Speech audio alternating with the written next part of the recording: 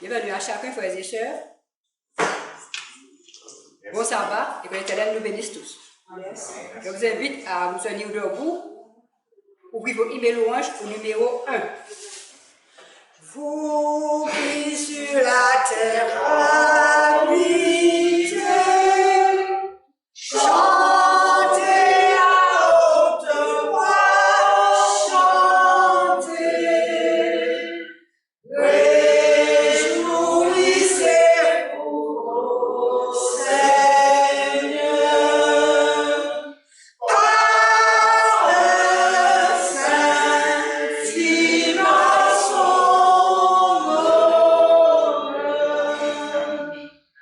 N'est-il pas le Dieu souverain qui nous a formés de sa main? Nous, le peuple qu'il veut chérir.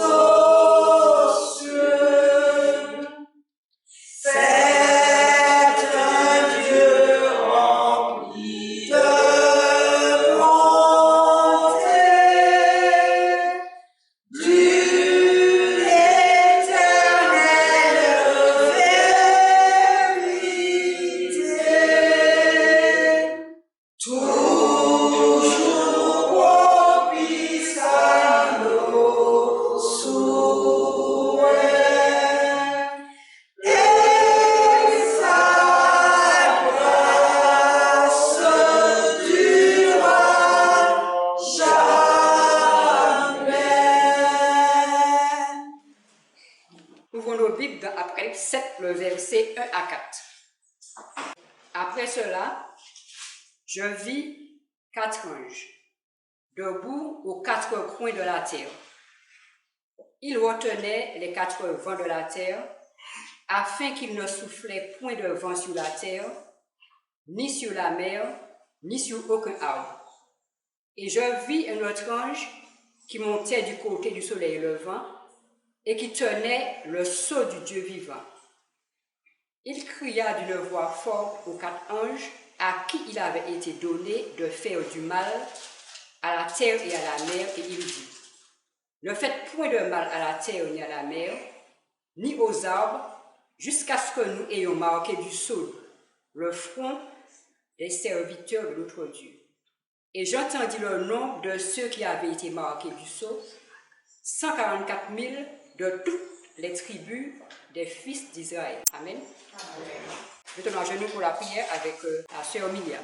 Notre Père, notre Dieu, créateur du ciel et de la terre, Dieu d'Abraham, d'Isaac et de Jacob, Seigneur, nous te remercions pour ce moment. Bénis celui qui aura à nous communiquer ces paroles afin que son ministère soit grandi. Permettre de disposer nos cœurs afin que nous puissions entendre. Que ton Saint-Esprit nous accompagne. Aucun mérite, Seigneur, et nous t'avons prié.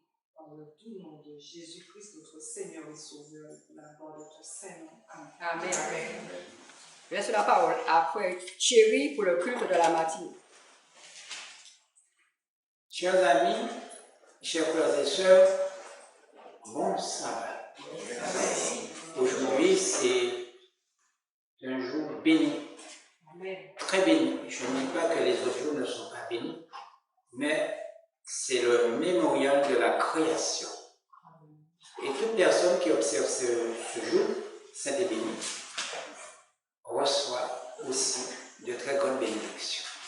Vous êtes aussi bienvenus. Il y a des personnes qui ne viennent pas parce que le temps est difficile, il y a la peur, il y a l'angoisse, on a peur de se contaminer. Bon, il faut respecter les gens avec leurs convictions personnelles. Mais je dis, nous marchons vers des temps solennels, mais aussi des temps de réflexion et difficiles. Si nous ne pouvons pas, à l'heure actuelle, pour des petites peccadilles, résister, mais demain sera très fort. Demain, ce sera plus difficile. Et nous devons dès maintenant apprendre à résister. Ceci, nous sommes faibles. Pour ce qui viendra, nous ne pourrons pas rester d'une manière solide. Alors, nous sommes venus pour partager un pain spirituel. Nous allons ouvrir notre Bible, chacun de nous individuellement. Apocalypse 7, 1 à 4. Je reprends la lecture. Après cela, je vis 4 anges debout aux 4 coins de la terre. Ils retenaient les 4 vents de la terre, afin qu'il ne soufflât point de vent sur la terre, ni sur la mer, ni sur aucun arbre. Et je vis un autre ange qui montait du côté du soleil levant et qui tenait le sceau du Dieu vivant. Il cria d'une voix forte aux 4 anges, à qui il avait été donné de faire du mal à la terre et à la mer. Il dit, ne faites point de mal à la terre, ni à la mer, ni aux arbres, jusqu'à ce que nous ayons marqué du sceau de Dieu, du sceau de front des serviteurs de Dieu. Et j'entendis le nom de ceux qui avaient été marqués du sceau, 144 000 de toutes les tribus des fils d'Israël.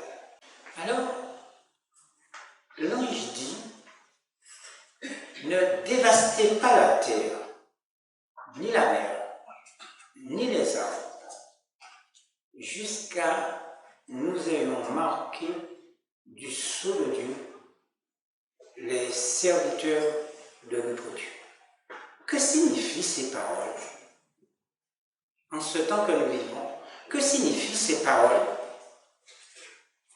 Ne faites pas du mal à la terre, ne dévastez pas la terre, ni la mer. La mer représente pour vous quoi? Foule, le monde, Le peuple des nations. les peuples, les nations, ni les arbres, jusqu'à ce que nous ayons marqué du sceau le front des serviteurs de notre Dieu.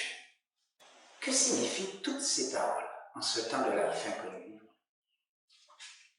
L'apôtre Jean, qui est exilé à l'île de Patmos, a écrit ces choses pour nous à la fin des temps. Dans sa vision, il écrit ceci pour nous. Mais que signifient pour nous, à la fin des temps, ces paroles? Ceci a été écrit pour notre enseignement. Nous devons étudier notre Bible. Ceci a été écrit pour notre enseignement. Nous avons ici une scène intéressante et instructive. Nous sommes tenus de chercher à apprendre ce que cette scène contient pour chacun de nous. Ne faites pas du mal à la terre ni à la mer, jusqu'à que nous ayons marqué du sceau de Dieu, nos serviteurs de notre Dieu. Cette scène contient pour chacun de nous une place, une réflexion. Dans la scène placée devant nous, on voit 4 anges du ciel qui voulaient lâcher le vent, les vents. Je dis bien on peut les vents. Un ange qui voulait lâcher les vents. Mais de quel vent s'agit-il? Que signifient ces paroles? De quel vent Ces vents ne sont pas une tornade, ni le vent du nord, ni la tramontane, ni le mistral, ni le frima. Mais de quel vent s'agit-il? Ça nous concerne à la fin des temps. Ce sont des vents de châtiment. Qu'est-ce que c'est qu'un châtiment? Une punition. Ce sont des vents de chaleur, d'épreuve, de désarroi immense, de désolation dans les foyers, dans la société, même je dirais même dans le monde entier, dans les sociétés. Ce sont des vents puissants, accompagnés des décrets qui les régissent. La Bible nous en parle. Et aussi, ce sont des vents prophétiques. Ces vents sont prophétisés. Ils viennent des 4 points cardinaux de la terre en annonçant un désarroi pour chacun de nous individuellement et pour le monde dans son ensemble. Et je dirais, j'ajouterai encore, pour la chrétienté dans son ensemble. Ce vent est immense. Mais le Fils de Dieu, notre Sauveur, a annoncé ces vents. Oui, il a annoncé, le Fils de Dieu, ces vents en expliquant le signe concernant la fin des temps. Le Fils de Dieu a annoncé ces vents. Ouvrons notre Bible.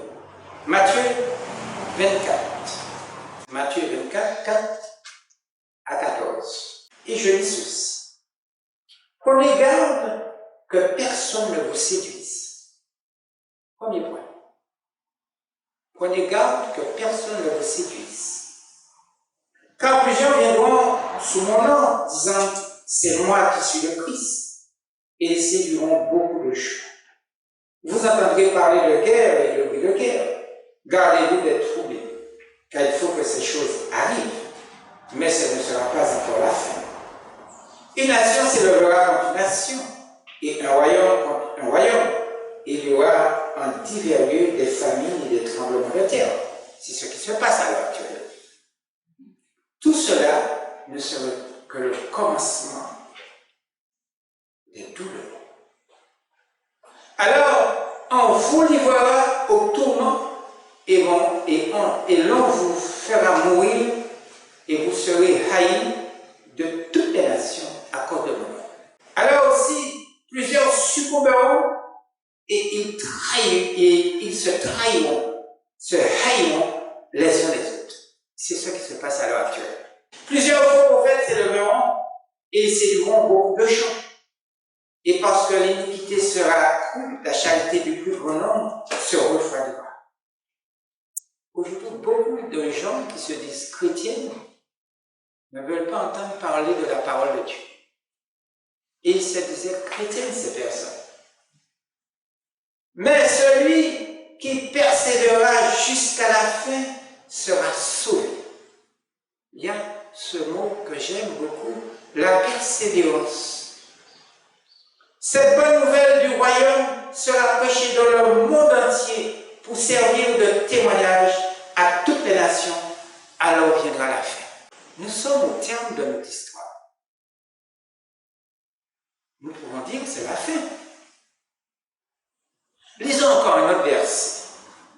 Matthieu 10. Matthieu 10, 21 à 22. Le frère livrera son frère à la mort et le père son enfant. Les enfants se soulèveront contre leurs parents et les feront mourir. Vous serez haïs de tous à cause de mon nom, mais celui qui persévérera jusqu'à la fin sera sauvé. Voyez-vous, ça a été prophétisé. Ce n'est pas encore le commencement de douleur, mais ça viendra. Chers amis, chers frères et sœurs, 4 anges du ciel sont placés aux 4 points cardinaux de la terre, ayant chacun la mission de tenir les vents pour un temps. Pour un temps. De tenir les vents pour un temps. Un autre ange court vite pour transmettre aux 4 anges cet ordre. Conservez toujours les vents. Conservez toujours les vents. Ne les lâchez pas. Ce qui a été commandé par Dieu lui-même. Ne lâchez pas les vents. L'ange porteur du message dit, conservez toujours les vents. Mais la question que nous devons poser ce matin, mais à quel moment les vents seront lâchés et à quel prix? Vous allez me dire que j'ai déjà entendu le prix dans Matthieu 10 et j'ai déjà entendu le prix dans Matthieu 24. Mais à quel prix les vents seront lâchés? Lisons l'Apocalypse 7, encore une fois, 2 à 4, pour nous confirmer. Et je vis un autre ange qui montait du soleil levant, du côté du soleil levant, et qui tenait le sceau du Dieu vivant. Il cria d'une voix forte aux 4 anges à qui il avait été donné de faire du mal à la terre et à la mer. Il dit, ne faites point de mal à la terre, ni à la mer, ni aux arbres, jusque nous ayons marqué du sceau le front des serviteurs de notre Dieu. La question que nous devons poser ce matin, mais de quel sceau s'agit-il? Est-ce que c'est un sceau d'eau? Est-ce que c'est comme notre carte d'identité ou comme un passeport? Personnellement, je dis oui. Tous ceux qui recevront le sceau sur leur front ne mourront pas, mais pour être réservés vivants en vue des temps. Je sais ce que je veux dire. Ils ne vont pas mourir, mais pour être réservés vivants en vue des temps. Et je peux encore poser cette question. À quel moment? À quel moment les vents seront lâchés? Pour vous, à quel moment? Parce que les vents doivent être lâchés, mais à quel moment? Au jour fixé par Dieu. Est-ce qu'il y a un jour, une année, un mois, etc. Apocalypse 13, 11 à 18. On va le lire. Il est écrit, puis je vis monter de la terre une autre bête qui avait 2 cornes, semblable à celle d'un agneau et qui parlait comme un dragon. Cette bête, qui est un symbole, parlait comme un dragon. Elle exerçait toute l'autorité de la première bête en sa présence. Et elle faisait que la terre et ses habitants adoraient la première bête dont la blessure mortelle avait été guérie.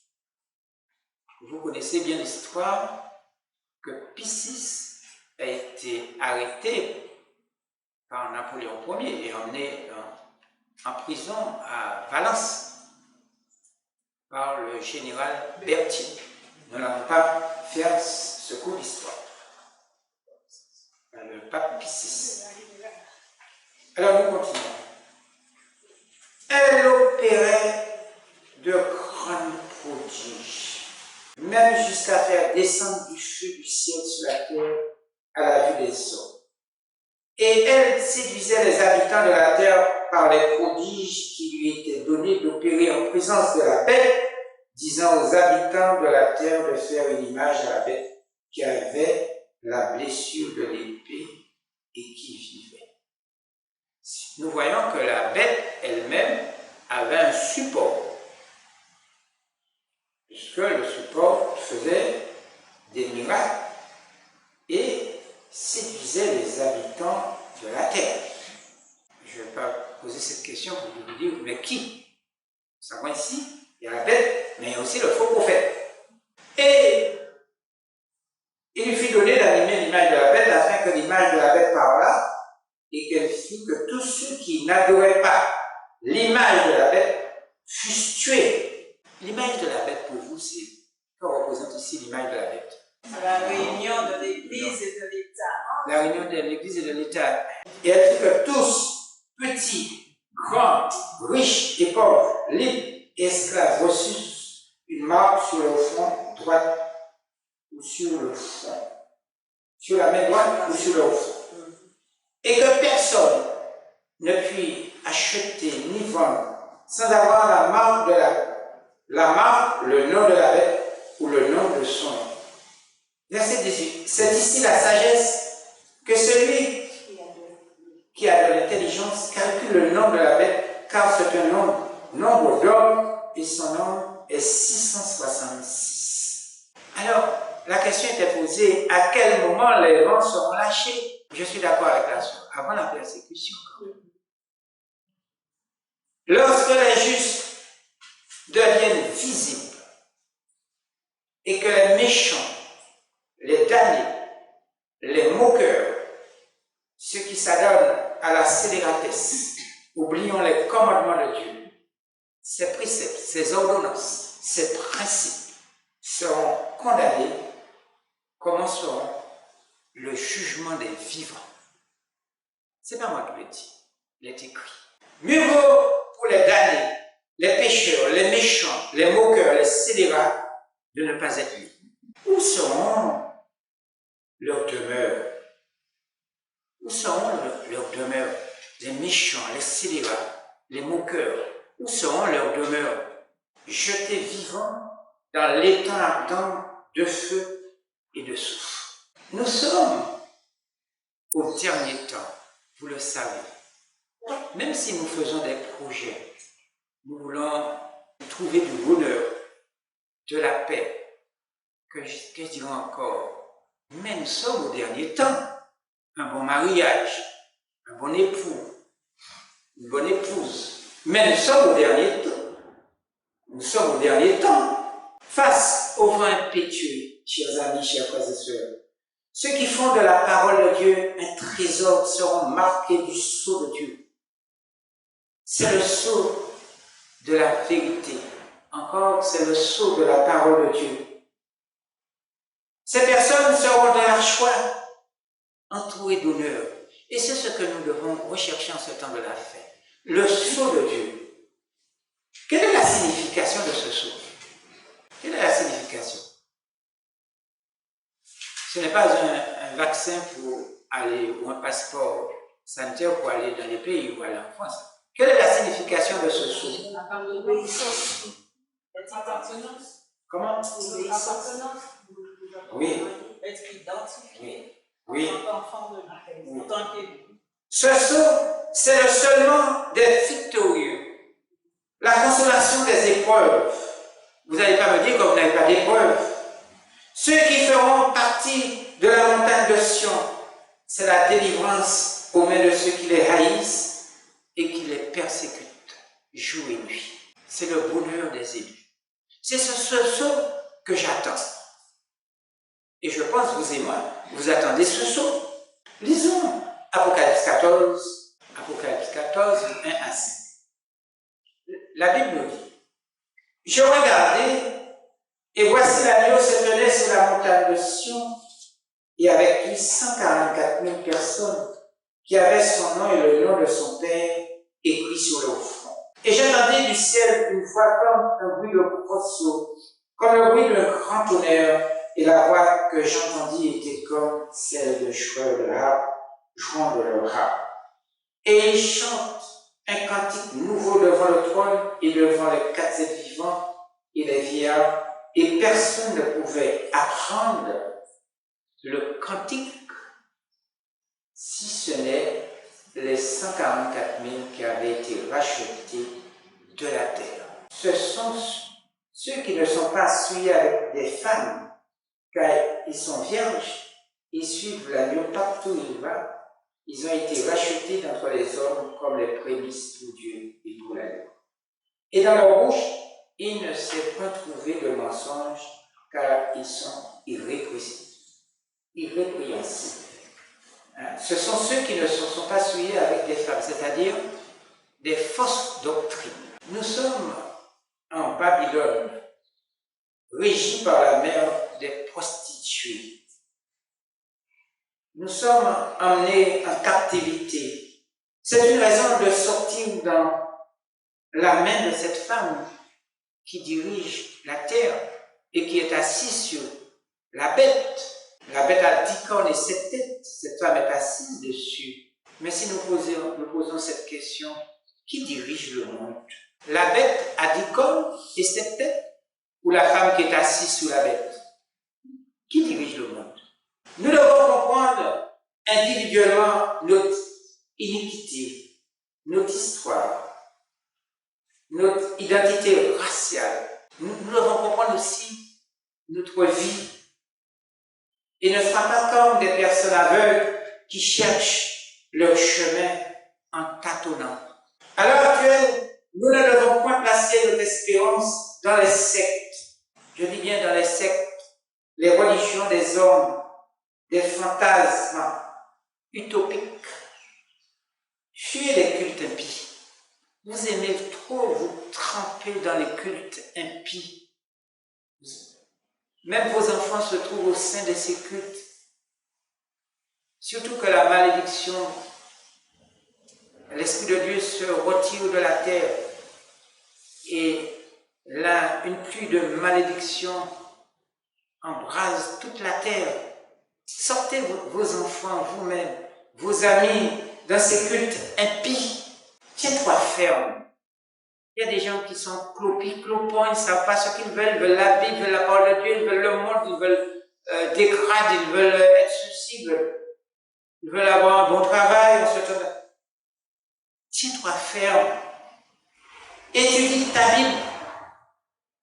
Nous ne sommes pas sauvés par groupe, nous sommes sauvés individuellement, nous sommes scellés individuellement, non pas par groupe.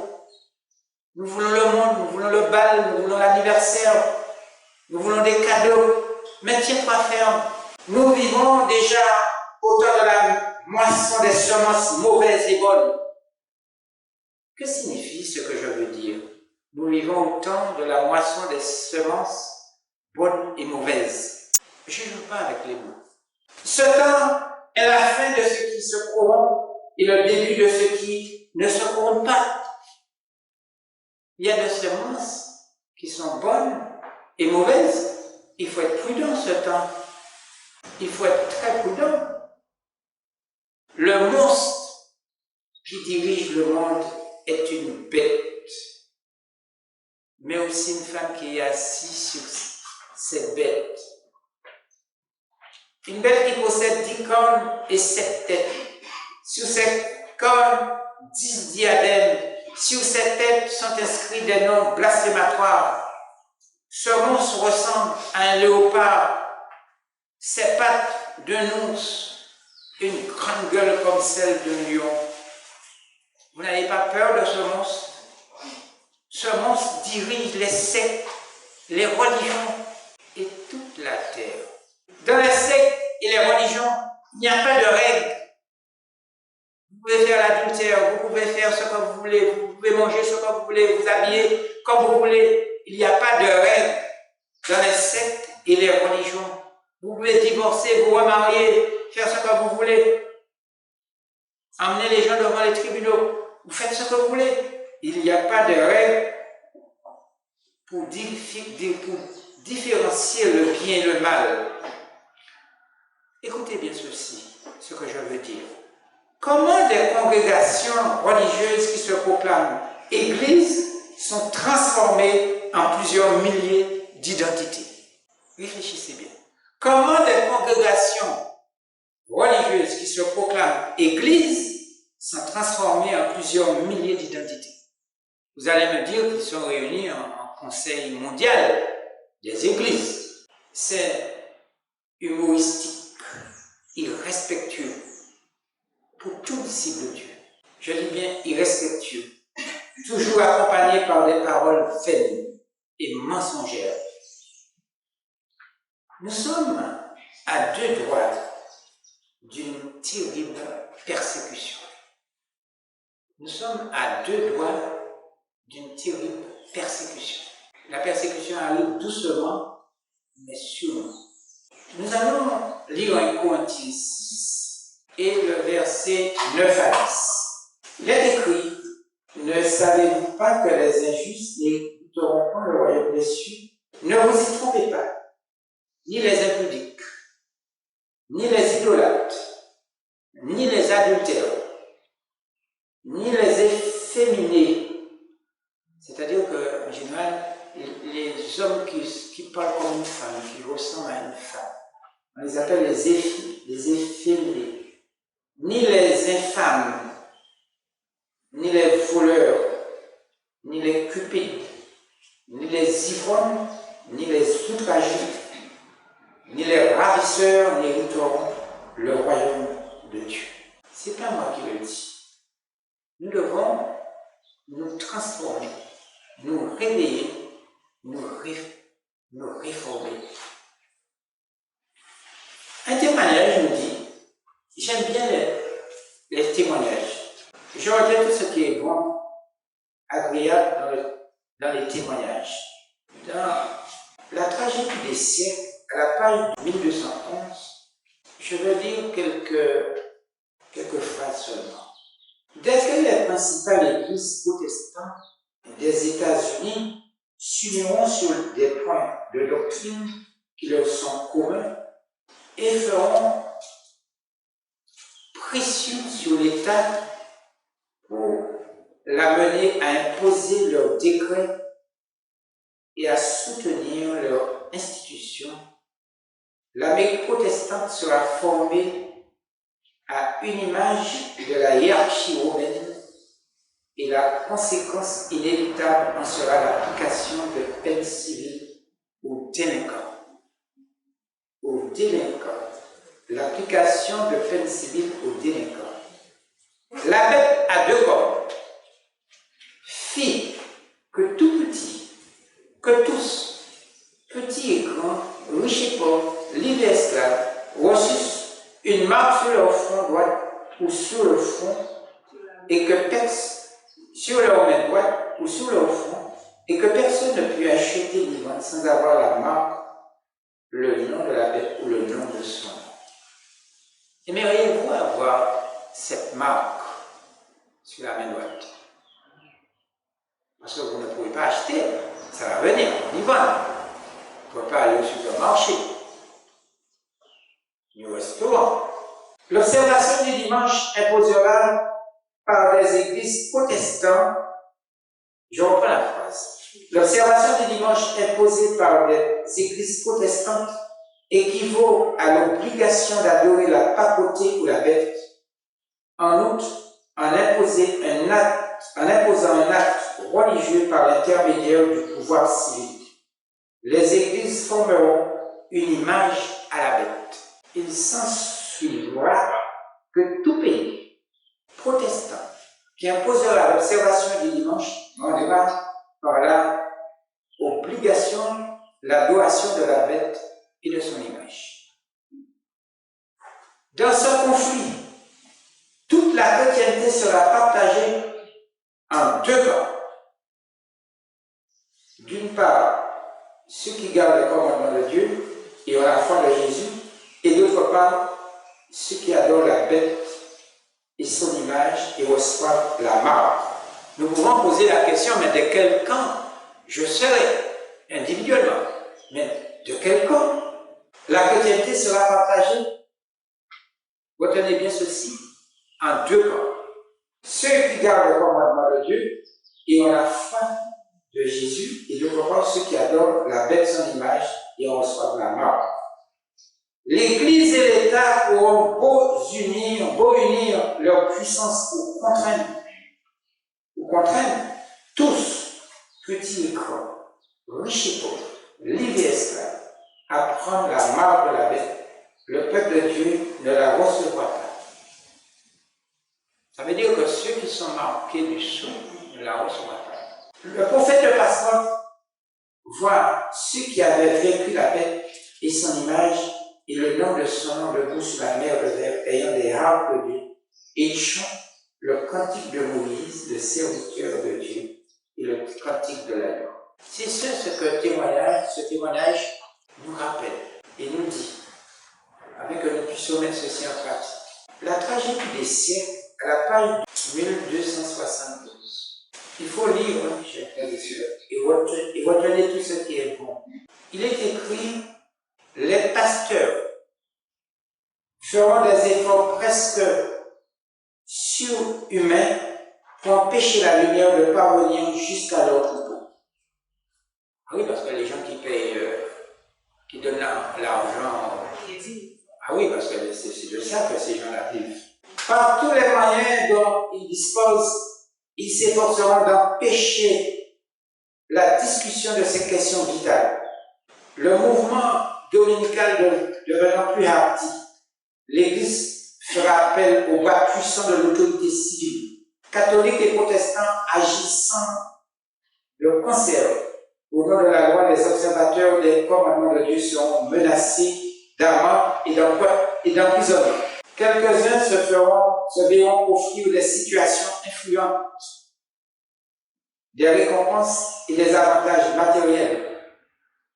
Loin de renoncer à leur foi, ils répondront invariablement comme Luther. Montrez-nous par la parole de Dieu que nous sommes dans l'erreur. Ceux qui seront traduits devant les tribunaux plaideront éloquemment en faveur de la vérité, localement en faveur de la vérité et gagneront l'adhésion de plusieurs de ceux qui les entendront. La lumière parviendra ainsi à des milliers d'âmes qui autrement n'auraient pas eu l'occasion de la connaître. Et il est écrit aussi, à l'approche de l'orage, un grand nombre de personnes ayant professé la foi au message du troisième ange, mais qui n'auront pas été sanctifiés par l'obéissance à la vérité, changeront d'attitude et passeront dans les rangs de l'opposition. Je ne vais pas vous lire tout. Entourés des difficultés en but au plus rude assaut du diable, la mission qu'ils ont entreprise menaçant les écraser, ils perdront leur enthousiasme. Un grand nombre de personnes. Mais ne pouvant retourner en arrière, ils se jeteront dans les bras du Tout-Puissant en se souvenant de leurs paroles, en se souvenant que leurs paroles ne venaient pas d'eux, mais que c'est Dieu qui a mis dans leur cœur cette vérité qu'ils n'ont pas pu faire autrement que de proclamer. C'est-à-dire qu'il y aura deux camps. Il y aura ceux qui vont proclamer la parole de Dieu, mais aussi ceux qui vont persécuter. Mais pour terminer, je vais lire encore quelques petites phrases. Chaque période de l'histoire de l'Église a été marquée par quelques vérités adaptées aux besoins de l'époque. Ces vérités qui sont adaptées à nous, c'est étudier notre Bible, c'est de nous réformer, de nous réveiller et de nous réformer. C'est cette vérité. Lorsque l'opposition deviendra plus violente, les serviteurs de Dieu seront très perplexes. Ils se demanderont s'ils n'ont pas eux-mêmes précipité cette crise. Les choses deviendront très difficiles. Très difficiles. Alors nous avons parlé des 144 000. Les 144 000 sont appelés le serviteur de notre Dieu. Mais pourquoi ils sont appelés le serviteur de notre Dieu? Cela signifie qu'ils remplissent une fonction. En parlant du scellement des 144 000, l'apôtre Jean écrit, Apocalypse 7, verset 9, on va le lire. Apocalypse 7, verset 9. Et cela, vous regardez, et voici qu'il y avait une grande foule, que personne ne pouvait compter, de toute nation, de toute tribu, de tout peuple et de toute langue. Ils se tenaient devant le trône et devant l'agneau, revêtus de robes blanches et de palmes dans le mains. Verset 9. Donc, la grande foule que nous venons de lire viendront des extrémités de la terre et parmi les nations. C'est une immense multitude, nous dit la Bible. La grande foule glorifiera notre Créateur des cieux et de la terre aux yeux de la terre entière. C'est-à-dire que les 54 000, c'est l'avant-garde, mais les 144 000 aura aussi son armée, mais la bonne foule ira et les 54 000 vont chercher la grande foule. Dieu est un Dieu d'ordre. Parce que les gens pensent que la religion nous dise que ceux qui doivent faire partie des 54 000 le feront. Ceux qui feront partie de la grande foule feront partie. Mais également, ceux qui connaissent, ceux qui ont la foi de Jésus, la foi de Jésus, c'est-à-dire ceux qui observent les 10 commandements, ses préceptes, ses ordonnances, ses principes, la foi en ce temps de la fin, et ces personnes seront scellées. Et qui observent les commandements seront scellés. Je ne peux pas dire qui est qui va être. Ce n'est pas comme les religions qui disent dès que vous entrez dans une religion, vous êtes sauvé, vous êtes adventiste, vous êtes sauvé. Il suffit vous êtes membre d'une organisation quelconque, vous êtes sauvé. Ce n'est pas mon propos. Là, ce que je dis, la bonne foule vient donc des extrémités de la terre et parmi les nations. C'est une immense multitude, la Bible dit. Ensuite, ce sont des justes, pas n'importe qui. Ce sont des justes qui se réjouiront avec les 144 000. Ils ont souffert des tribulations dans leur vie. Ils sont délivrés de leurs angoisses, parce qu'à l'heure actuelle, tout le monde est angoissé. Le roi, leur pasteur, est le Messie Seigneur des Seigneurs. Ce ne serait pas un pasteur quelconque. Heureux ceux qui vivront ces jours-là, ils verront le bonheur d'Israël dans l'assemblée des nations. L'agneau sur la montagne de Sion, ils le loueront dans l'assemblement de la grande foule, c'est-à-dire les 12 tribus d'Israël. C'est une étude à faire. C'est-à-dire les 12 tribus d'Israël seront rassemblées avec toutes les nations. Alors, Dieu va rassembler les 12 tribus, premièrement 12 tribus d'Israël, et ensuite les 12 tribus d'Israël, les 54, iront chercher la grande foule. Mais comment cela se fera? C'est une grande question, c'est la question de tous les temps. Comment cela se fera? Lisons dans Ésaïe 11, versets 11 à 16. Il est écrit, dans ce même temps, le Seigneur étendra une seconde fois sa main pour racheter le reste de son peuple, dispersé en Assyrie et en Égypte, à Paspros et en Éthiopie, à Élam, à Shinéar et à Hamath, et dans les îles de la mer. Il élèvera une bannière pour les nations. Il rassemblera les exilés d'Israël et il recueillera les dispersés de Juda des 4 extrémités de la terre.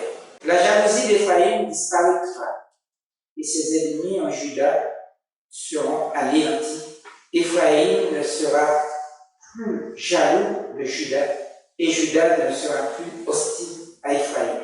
Ils voleront sur l'épaule des Philistins à l'Occident.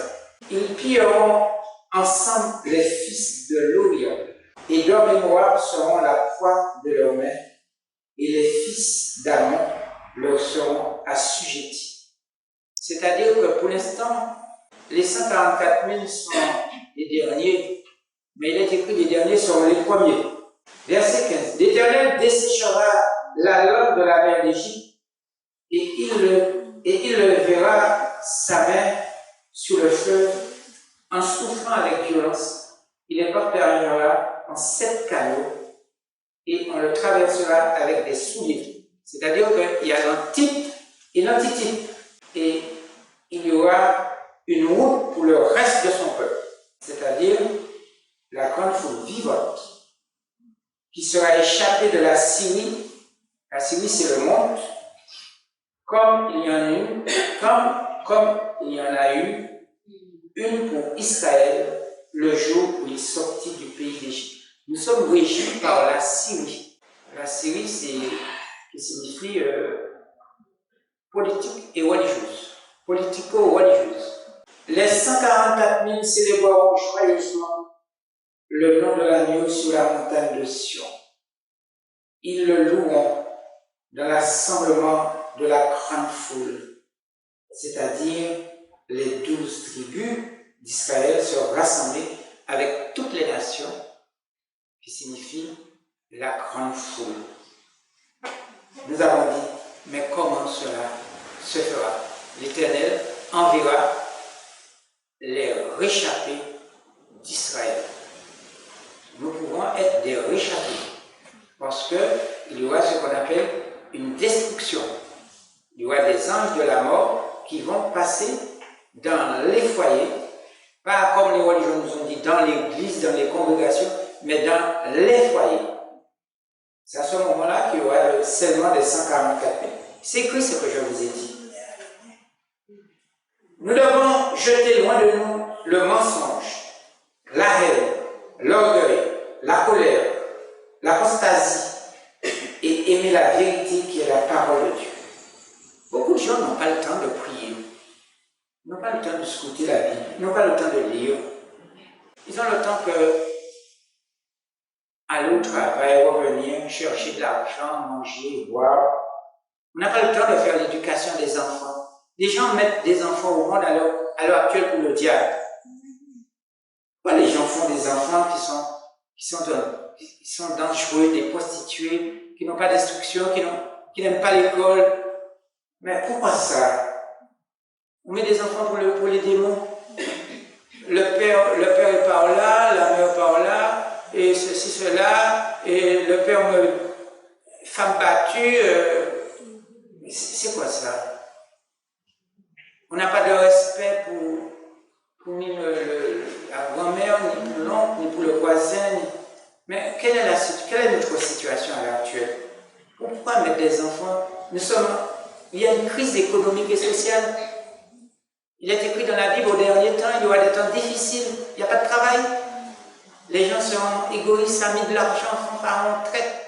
Et moi, le plaisir, tout ce que Dieu, il suffirait que je faisais ce qu'on appelle l'anniversaire ici, là, mais il y aura une foule de personnes. Ou un banquet. Il y aura du monde. Mais il suffit, c'est la parole de Dieu, et ouais, machin, ouais, j'ai pas de temps, je me suis réveillé.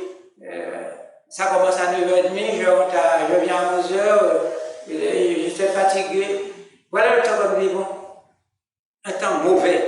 Les 144 000, ils seront rassemblés sur la montagne de Sion et trouver leur repos, la consolation dans les épreuves.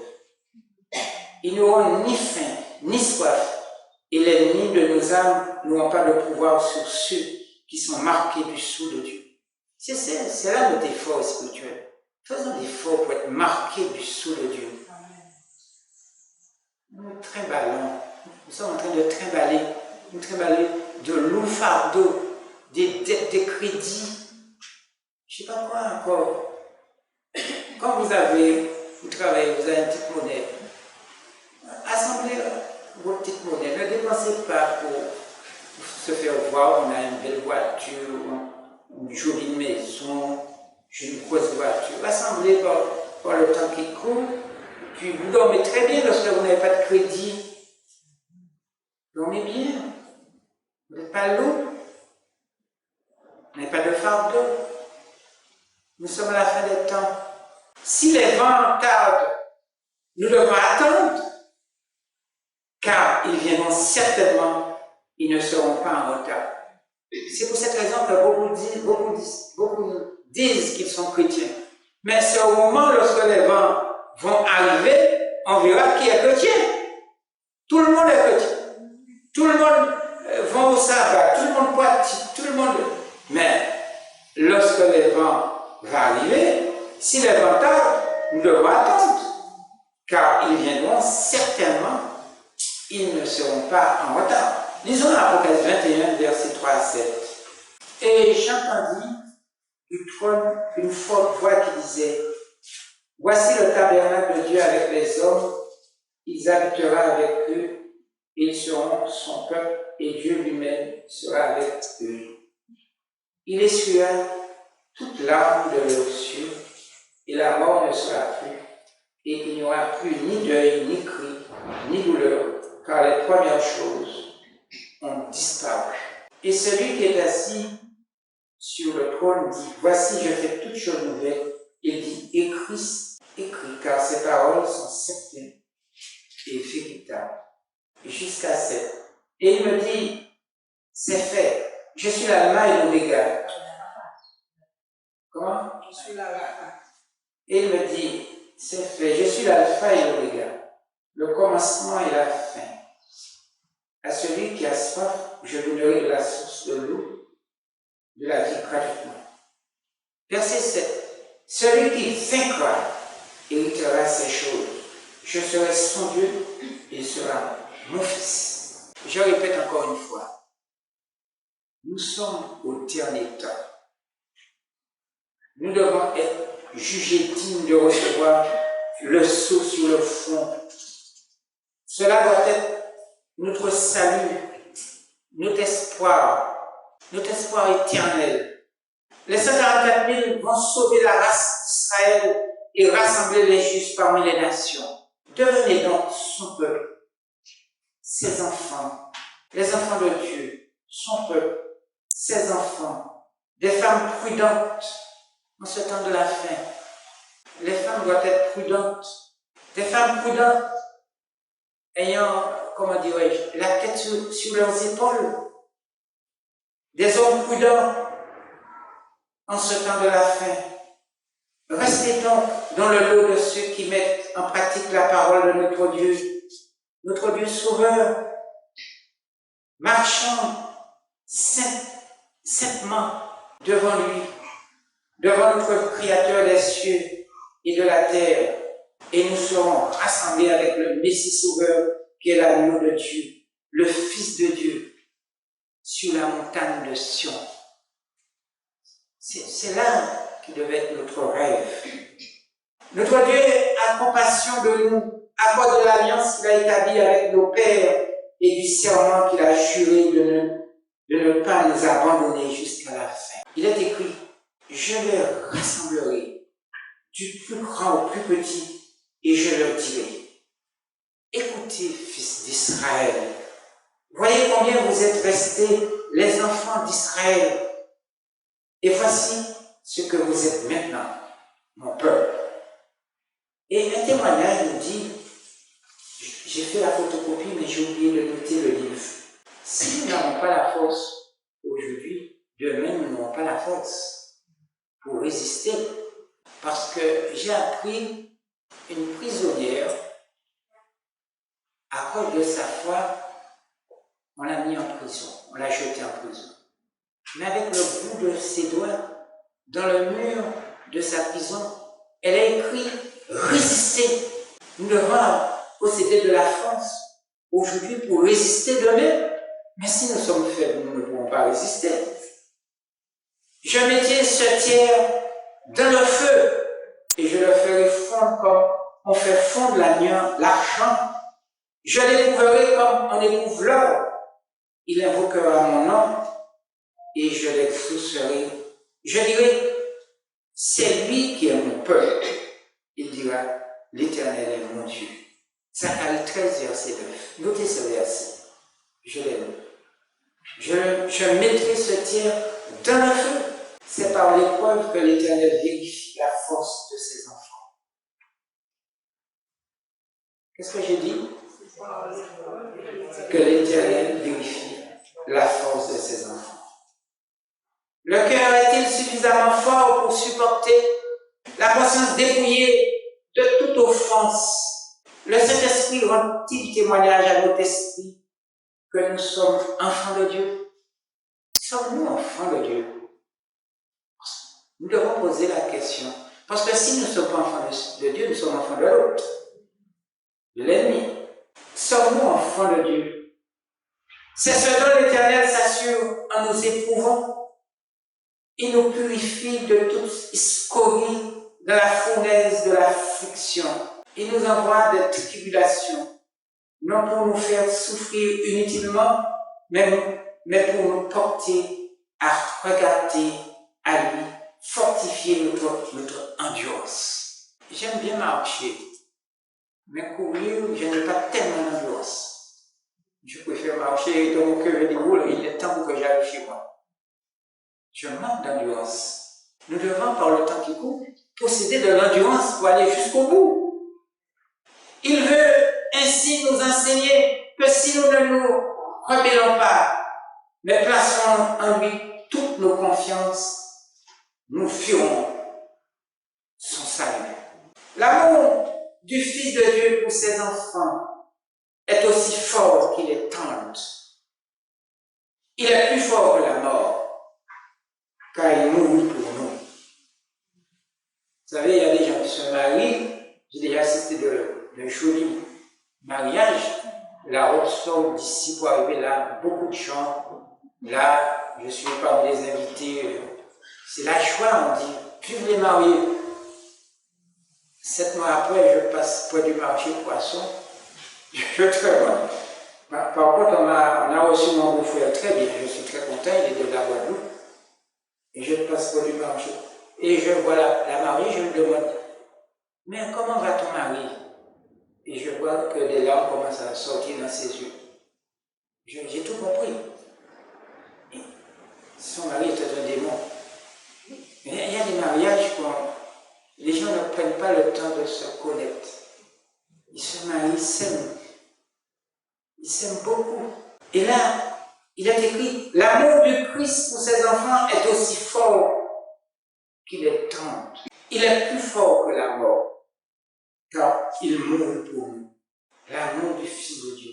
Cet amour est plus réel que celui d'une mère pour ses enfants. Parfois la mère dit, quitte tes elle a pleuré, laisse l'enfant pleurer. Je lui ai donné du lait, je lui ai donné à manger, il pleure. J'en ai assez avec lui. Mais là, il est plus fort que la mort, car il mourut pour nous. Cet amour est plus réel que celui d'une mère pour ses enfants. L'amour du Père peut changer, mais l'amour du Christ pour nous est éternel, invariable. On peut mettre un enfant au monde et puis mettre cet enfant à l'orphelinat, dans un autre endroit. On peut se débarrasser de cet enfant, comme des certaines mères qui donnent à des personnes à cause de la pauvreté de nourrir leurs enfants. Je suis persuadé, dit Paul, que ni la mort, ni la vie, ni les anges, ni les dominations, ni le présent, ni l'avenir, ni les puissances, ni les êtres d'en haut, ni ceux d'en bas, ni aucune autre créature ne pourra nous séparer de l'amour de Dieu en Christ Jésus, notre Seigneur. Vous pouvez trouver ceci dans Romains 8, 38, verset 39. Dans chaque épreuve, qui n'a pas d'épreuve? Qui n'a pas d'épreuve? On se lève la main. Qui n'a pas d'épreuve? Qui n'a pas d'épreuve sur cette terre? Quand un enfant, il arrive pour la première fois au monde, qu'est-ce qu'il fait? Qu'est-ce qu'il fait? Quand il sort dans le sein de sa mère, il arrive pour la première fois.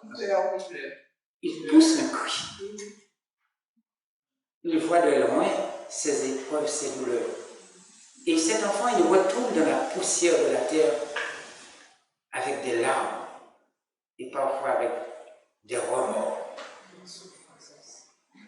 Même s'il était riche, même s'il était très puissant, mais il retourne dans la poussière de la terre avec des douleurs, de l'amertume, du regret.